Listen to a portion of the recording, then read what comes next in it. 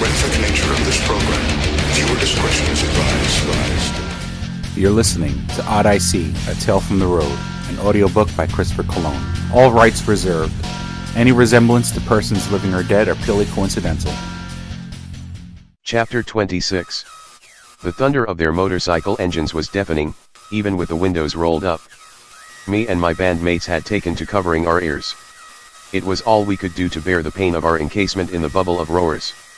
They guys and I had been used to loud noises, like when we played our music, but this was unbearable. To sit there cowering with your hands over your ears, had made all of us look vulnerable. Unfortunately, Zach had to keep both his hands on the steering wheel. He was trying to alternate between hands to cover his ears, but his attempts were futile. The vibrating was overwhelming. But he had to maintain control of the car's steering wheel or we would crash into a walk of bikers. And who knows how the survivors would react to that, so Zach made no attempt to swerve. As if it was choreographed, all the girls produced weapons.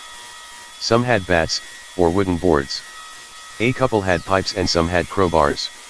The ones that really caught my attention were the ones carrying chains.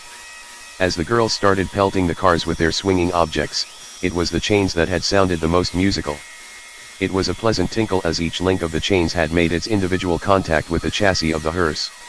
The other objects had just made ugly noisy percussions as they thudded the sides of the car. I still admired the girls with the chains. It took a graceful swing to wield a chain while still maintaining your speed on a motorcycle. They looked like gladiators at the chariot races. There was an art to their deadly accuracy. Zach didn't share my sunny disposition. Every hit his car took was like a personal punch to the gut.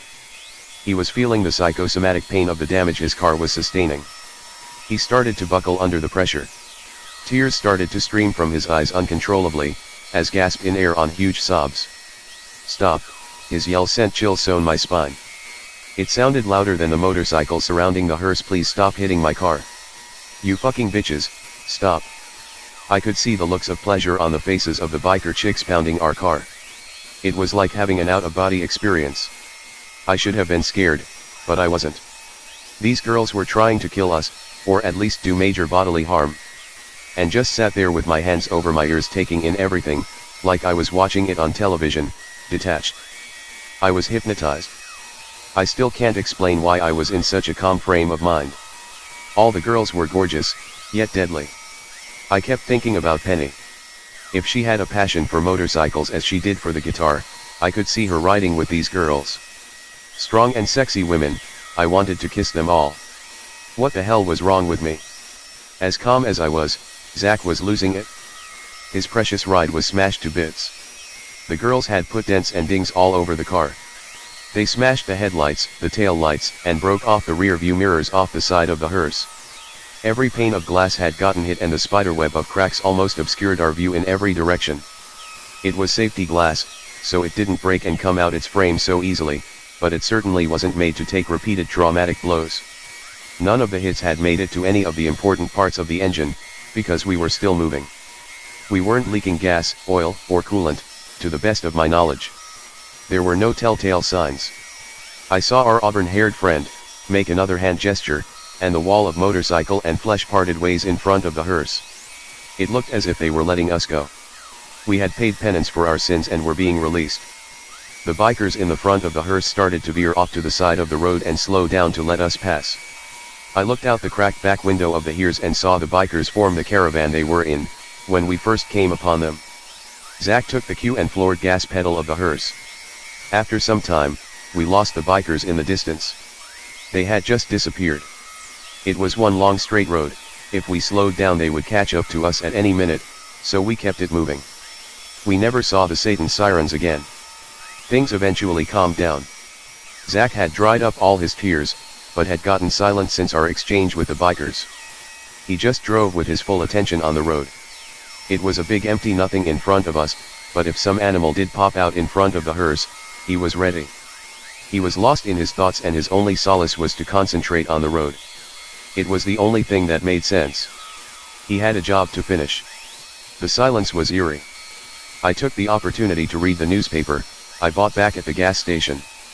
I lost myself in the headlines about a guy in New York City, who had been dating two girls. Both of them played his birthday number in the lottery, and became winners in the double jackpot lotto drawing. That meant they were both going to win some very big money. The newspaper called the guy, the lucky Lothario. He sure was, dating not one, but 2 millionaires. I wish I had problems like that. That lucky son of a bitch. A little deeper in the paper, I saw an advertisement for the Worldwide Wrestling Association. They had a show scheduled at the Rey del Sol Casino. If I'm not mistaken, it was tonight. We were going to arrive on a night that the casino was hosting an event. There was going to be tons of people there. I don't know if that was a good thing or a bad thing, but like Bruce said about eyewitnesses, maybe more people was better. It would make it easier for us to blend in with the crowd. As night fell, and we started getting very close to the casino, I saw something that I never thought I would be happy to see. Traffic. All down the road, all I saw was red brake lights. Each of these lights represented at least one driver, one human being. We were finally rejoining civilization. I missed it. It's the small things you take for granted, like sitting in traffic. I thought it was just the usual traffic that comes along with sporting events and concerts. I was wrong. Looking down the road I could see that it was the police, doing traffic stops. Usually at times like this, it's the police looking for drunk drivers and expired licenses. Since so many people were converging on one area, it was easy to set up the dragnet. Once again, Bruce's prophecy popped into my mind. What if these were dirty cops? If these guys were on Arnie's payroll, we were sitting ducks waiting to get sucked into their trap. We couldn't back up, because there was a dozen cars behind us. I finally broke the silence and spoke to Zach. Zach, we can't go any further. I was holding in the panic. What do you mean? The casino is right on the other side of this traffic. We're almost there. There must be some sort of concert or something going on tonight, for this kind of traffic. Zach was familiar with streets up to the casino. Yeah, there is an event tonight, it's wrestling, I said, but look down the road. It's the police doing car stops. Then it dawned on Zach, oh shit, the car is going to impound it. It's so smashed up, there's no way I could talk my way out of this. Shit. Not to mention, that I have a small arsenal of weapons in those boxes in the back. We're going to get arrested. Corey spoke up, adding what could have been helpful advice, let's just ditch the hearse guys. We'll just leave it right here. We'll run to the casino and just get lost in the crowds of gamblers. They can't arrest us if they can't find us. He was sort of making sense. Zach was upset again. Are you kidding me? I've sunk so much of my money and time into this car. It's my whole life. I can't just leave it like that. Corey said fine, you want to sit around and get sucked into the police's dragnet? What? Because you're loyal to this machine? It's destroyed, man. It will be cheaper to buy a new one, than to fix this one up. Besides, the rest of us could just leave. Andy, let's just go. If this asshole doesn't have the common sense to bail out while he still has a chance, let him. He's been paid. We don't owe anything to him. It was cold-hearted, but Corey was making sense. I looked at Zach and said, sorry man. We're leaving. Corey is right. There's no need for all of us to get in trouble. Bruce told me that around the casino, almost all the cops are on the whale's payroll. If they find us here, we're dead. I'm not going to risk that. We have to go. Zach sounded desperate. Wait. Don't leave me here. Me and my bandmates got out the hearse. Zach got out to follow us. Then he finally got a good long look at his car, his precious baby. We had been driving non-stop since our run-in with the bikers. Zach wasn't mentally prepared to see the car in its current state. I think while we were driving he was deluding himself into thinking it was all a bad dream. That when he did get out the car, it would be fine. It would be just a few scratches and some dents to pull out. I was worse than that. A lot worse. Zach fell to his knees. No, not my baby. He started to cry worse than before. We heard his scream, then we stopped and turned to see Zach on the floor bawling like a baby. Then he stopped crying, like something inside his head had just switched it off. A fuse in his brain popped. His face had become paler than it was before. He looked cold, almost robotic. He walked over to the back hatch of the hearse, where all his boxes were, and lifted up the gate. I knew something bad was about to happen. I called out, Zach, what are you doing? Zach said coldly as he rummaged through the boxes in the back of the hearse, something I've been wanting to do for a long time. I looked at the cars piling up in traffic behind the hearse. Traffic wasn't moving. More cars unwittingly joined the already growing line of idling vehicles waiting to be scrutinized by the police. Then I recognized the very last few cars that just joined the line.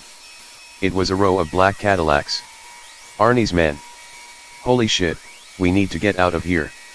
We were stuck between a rock and a hard place. If we ran towards the casino, we would be sucked in by the dirty cops. If we ran away from the casino, we would be plucked up by any of Arnie's bloodthirsty thugs. Stuck between a rock and a hard place.